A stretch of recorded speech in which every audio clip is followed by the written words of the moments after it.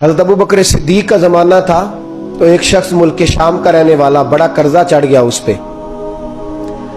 तो वो हज़रत अबू बकर सिद्दीक के पास आया, कहने लगा आप अमीर भी हैं और अमीर भी हैं, दोनों बातें। एक अमीर ये है कि मुसलमानों के सरबराह हैं, और दूसरा अल्लाह ने आपको माल दौलत भी अता फरमाया है, तो मेरे ऊपर कर्जा चढ़ गया है, तो मेहरबानी फरमाए। वो कहता है हज़रत सिद्दीक अकबर ने मेरा हाथ पकड़ा, घर के अंदर ले गए। बाहर से दरवाजा बड़ा आला था, लेकिन घर के अंदर गया तो चारपाई भी कोई नहीं थी। खजूर की चटाइयां बिछी हुई थी, खजूर की छाल की, और वो भी फटी हुई। फरमाते सैयदना सिद्दीक अकबर ने बिठा लिया मुझे, और मुझे कहने लगे यार तुझे एक अजीब बात ना बताऊं? तो बताइए। फरमाने लगे 3 दिन हो गए मैंने अनाज का दाना भी नहीं खाया, खजूर के ऊपर गुजारा कर लेता हूं मैं, आजकल हालात मेरे ठीक नहीं है। लगा जी फिर मैं क्या करूं? तो आप फरमाने लगे तो उस्मान गनी के पास जा। किसके पास? शख्स कहने लगा जी मुझे तो बहुत सारे पैसे चाहिए। तो आपने फरमाया तेरी सोच वहां खत्म होती है जहां से उस्मान की सखावत शुरू होती है। तेरी सोच वहां, तू जो सोचता है ना इतने मिलेंगे, तेरी खत्म होती है सोच जहां से उस्मान की सखावत शुरू होती है। तू जा। कहने लगा जी आपका नाम लूं? फरमाया जरूरत ही नहीं पड़ेगी।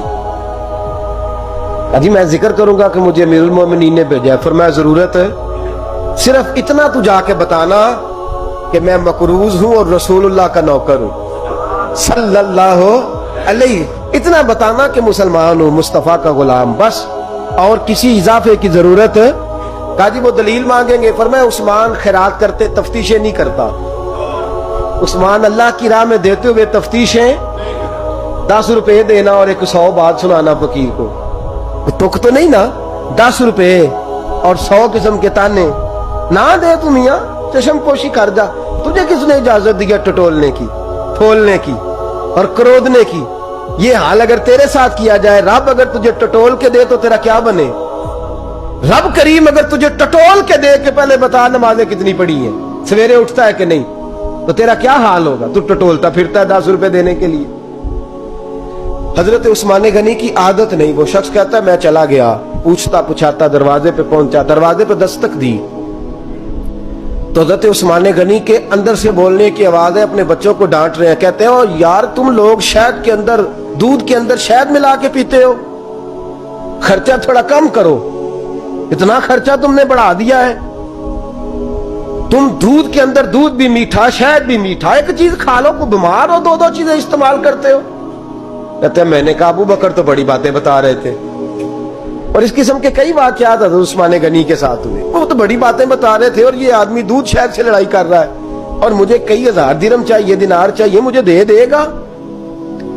फरमाते हैं अब वो डांट के बाहर आए, मैं दरवाजे पे था, आते ही कहने लगे मैं आया ना तो जब मैंने अस्सलामु अलैकुम कहा तो वो समझ गए मैं मुसलमान हूं।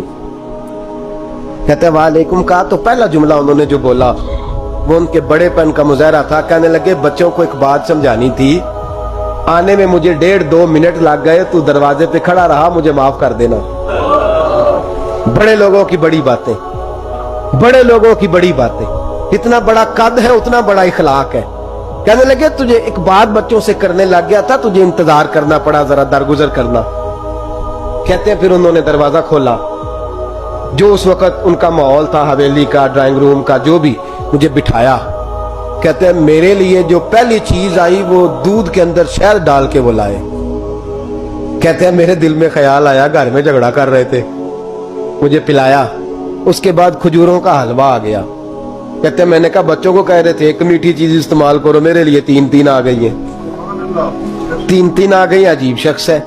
कहते हैं मैं, लेकिन अभी मेरा तसव्वुर जमा नहीं। मैंने कहा इतना तगड़ा नहीं जितना हज़रत अबू बकर ने बताया है। कहते हैं खिला पिला के ना फिर पूछने लगे कैसे आए हो, कैसे आए हो? तो कहते हैं मैंने कहा कि जनाब मैं मजबूर हूं। आज बहुत सारे लोग हैं ना जिनके पास किसी की बात सुनने का टाइम ही नहीं, कहते मोटी मोटी बात करें, आखिरी आखिरी। हजरत उस्मान गनी पूरी खिला पिला के कहने लगे कैसे आना हुआ? कहते मैंने कहा जी मैं मुसलमान हूं, मुल्क के शाम के मुज़ाफात के एक गांव का रहने वाला हूं, کچھ کاروباری مشکلات آئیں تو میں مقروض ہو گیا, میرے اوپر قرضہ ہے, مجھے کچھ پیسوں کی حاجت ہے. فرمانے لگے میں نے کچھ پیسے کہا, انہوں نے ایک آواز دی تو ان کا غلام آیا ایک اونٹ کے اوپر لدا ہوا سامان لے کے. کس کے اوپر؟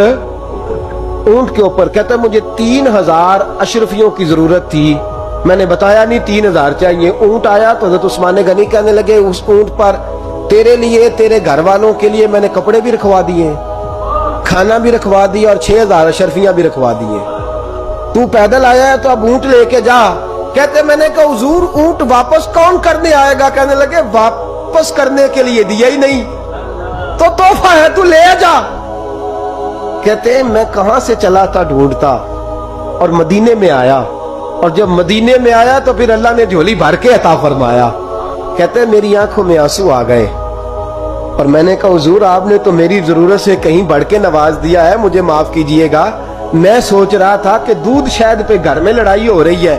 آپ فرمانے لگے رب نے جو مجھے پیسے دیے ہیں اس لیے نہیں دیے کہ میری اولادیں موج مستی کرتی پھرے, میرے مالک نے مجھے نوازا ہے تاکہ میں محمد عربی کی امت کی نوکری کروں صلی اللہ علیہ.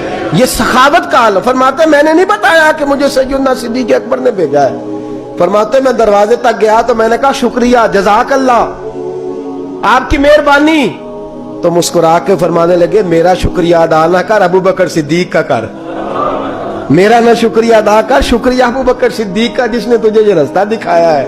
فرماتے میں نے کہا حضور آپ فرمایا جاؤ جاؤ جاؤ تمہارا کام ہو گیا نا, تفصیلات میں نہ جاؤ. یہ شان سخاوت سیدنا عثمان غنی